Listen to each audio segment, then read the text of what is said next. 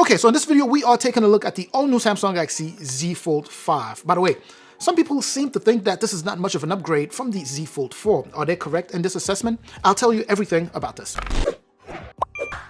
First things first, the price. The all-new Samsung Galaxy Z Fold 5 here will run you $1799 for the base unit, so 256 gigs of internal storage. And of course, if you did pre-order when I was encouraging you guys to do so, then you probably took advantage of the upgrade and got the 512 gigs of internal storage for that same $1799. And by the way, the Z Fold 4, when it dropped, was also $1799. But anyway, you have a few options when it comes down to the variant. You have up to 5 different colors or different variants here. There's the icy blue, you have the cream, you have the phantom black, you have a blue, and you have this gray that I have here, which I absolutely love, especially the way it contrasts with this carbon, like dark gray that you have on the side here. Very, very nice. Now, hopping right into the heart of this video here, is the Z Fold 5 the same as the Z Fold 4? Of course not. Obviously, still a foldable, right? Except with the Z Fold 5 here, you no longer have the gap that exists on the Z Fold 4, which is a massive improvement from the Z Fold 4 to this one, because it means less particles, getting stuck in between both of those displays there. And Samsung also supported this by stating that the hinge has been greatly improved because now you have less moving parts there, making the fact that the phone is IPX rated even more efficient, right? So you have even less particle getting stuck there, even less chances of water drops and those particles to get, into that hinge and messing up your phone. So that's definitely one of the major or one of the biggest improvements that you will see here. Now, you still have that same skinny front, right, on the display there, the same skinny front that we have on the Galaxy Z Fold 4 here. And then when you open, of course, that same gigantic 7.6 inches display. So it's essentially the same form factor, but the 5 here is actually 10 grams lighter than the Z Fold 4. And on top of that, you will notice that it's boxier than what we have with the previous generation here, making it even more grippable. You can have it really just dig into the palm of your hand, so chances of you dropping the phone will be super low. All of this added to the fact that there's no gap. It does sit flush, right? So like I said, it sits very flush now with no gap when the phone is closed. That also means that it's thinner, right? So it could sit in your pocket and be a bit more comfortable than what the Z Fold 4 has to offer. So just recapping here, just in terms of design alone, right? So a thinner phone, no gap there, and boxier shape, so that kind of digs in your hand. So user experience in terms of just holding the form factor here, it just feels a bit more improved, along with the hinge, which also has been improved. And you can feel it even just by opening the phone. It is crazy smooth. It's steady. It holds very, very steady as you open it. So you could definitely tell that it was improved. Now, I want to look back to that front display here. If you were aware at all of the new Pixel Fold, then you probably know that the skinny display of the Z Fold series actually was highlighted a lot more when the Pixel Fold came out with a larger outer display. And by the way, making, that user experience, at least off of the front display, very, very nice. I actually have it here. I had to pause the video to go get it. So the Pixel Fold here does such a fantastic job with this outer display. And of course, you see the superior display of the Samsung Fold when you open that up. But anyways, I just brought that up because coming from the Pixel Fold here, because this is one of the 2 phones that I was using, the skinny display there, it's a lot more amplified here because I had gotten used to that larger outer display on the Pixel Fold. Nonetheless, the front display on the Z Fold 5 is usable. It's still the same user experience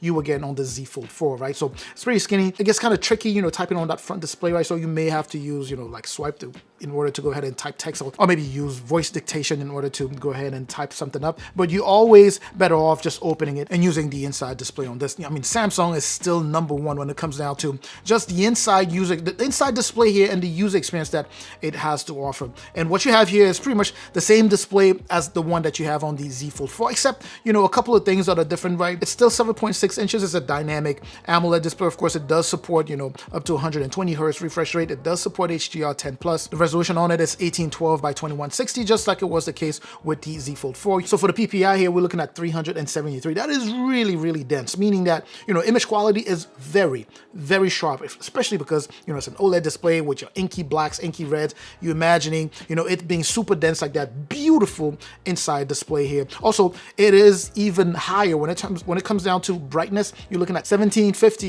nits of brightness. The front, of course, is also still an OLED display, or dynamic AMOLED display, I should say. It does support 120, up to 120 hertz refresh rate. It's a beautiful display to play with. Let's go ahead and jump into just the platform, right? That's one of the main differentiator between this and the Z Fold 4. On here, you have the latest from Qualcomm, which is their flagship chipset, right? So we have a Snapdragon 8 Gen 2 here, and that is coupled with 12 gigs of RAM, which is, plenty, more than plenty for most people out there. So in terms of just user experience, when it comes down to performance, zero complaints so far, but I can tell you that it feels snappier than, you know, the previous gen, than the Z Fold 4. Obviously, you have to put them side by side in order to be able to notice the difference. If you own a Z Fold 4 right now, you know, you shouldn't just upgrade to this because you want to grab something that is just marginally snappier than what you have there. And of course, if you just want to upgrade to the Z Fold 5, obviously, you know, just be my guest. But if you were to ask what my recommendation is, you know, whether you should upgrade from the Z Fold 4 to the Z Fold 5, I would say no, you don't need to. Going back to that inside display here, this thing is just built for One UI. One UI, you have One UI sitting here on Android 13, right? One UI 5.1.1 sitting on Android 13, and so far, experience has been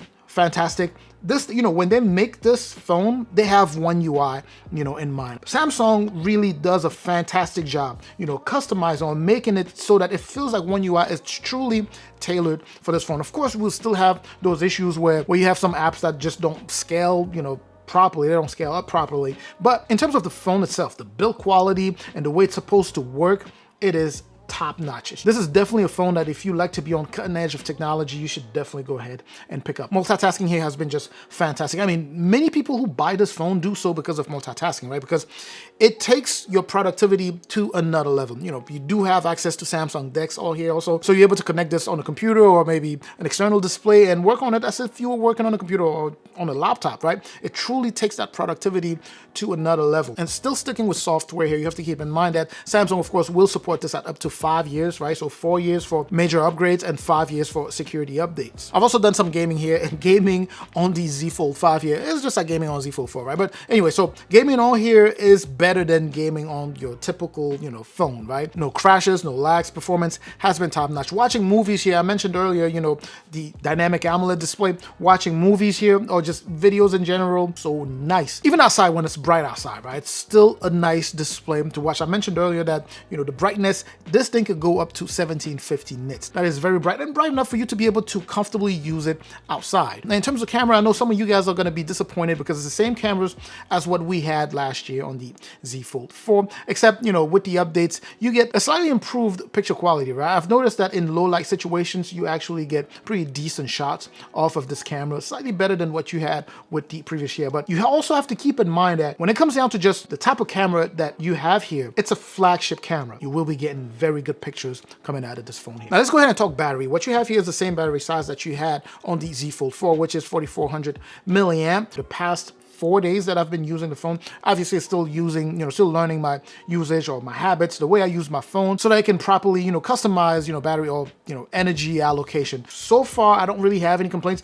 It will also depend on how you use your phone. So if you tend to use just the front display there, the battery is going to last a while. If you use the, you know, the display on the inside a lot more, then obviously the battery life will be shorter. But so far, again, I have no complaints. Now, the next thing we're going to talk about here is going to be the S Pen. It's been improved.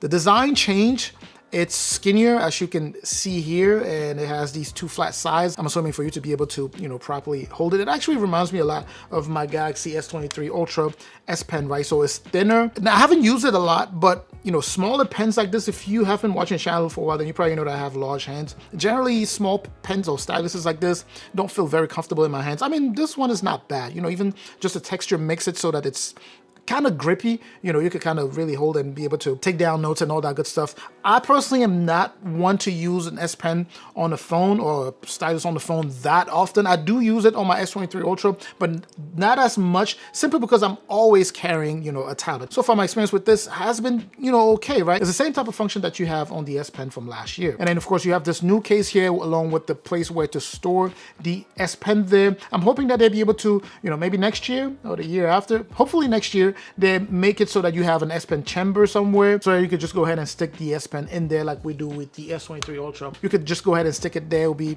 a bit more, although this is not bad actually. You know, it's pretty subtle. You don't get that same big bump that we had on the Z Fold 4 case, right? So it's actually comfortable, you know, to hold there. Now that's gonna be it for my review here. And before I close the video, you do have new cases, obviously, you know, to go along with the new phone here. And I like this one. It's a sleek design. It feels comfortable in the hand because the phone no longer has that gap. It just feels, you know, it feels thinner in the hands when compared to that of last year. But anyway, so here's my take. If you currently own the Galaxy Z Fold 4, you should not upgrade to the Z Fold 5 unless, of course, you just wanna, right? And you want to experience what it is like. And the other part of my take is that this phone is actually pretty different from the Z Fold 4, despite what everyone out there want to say, right? The hinge, like I said, it feels sturdy, it feels smooth. You got a boxier design here, no gap when you close it up, so it feels thinner. That improves just the comfort of carrying the phone around or having it in your pocket. So a lot of these, subtle differences that may not sound like much on paper, in real life actually makes a difference. They actually do make a difference. So those are some of the things to just keep in mind there. But anyway, so let me know what any questions you may have on this phone here. Do you have this phone? Did you pick up one? Are you thinking about buying one? I believe the pre-order deals are all out now, but you can always check out the links down below to see what the latest deals are on the Samsung website. If you have any questions about this, or if you want me to do a second review of this with things that you would like for me to go ahead and test out, let me know in the comment section. I'm going to catch you in that comment section like I always do. Also, make sure to share the video if you know anyone who would be interested. Make sure to like the video, of course. Subscribe if you haven't done so already. I will catch you in the next video, of course. As always, up until that next video, stay safe out there.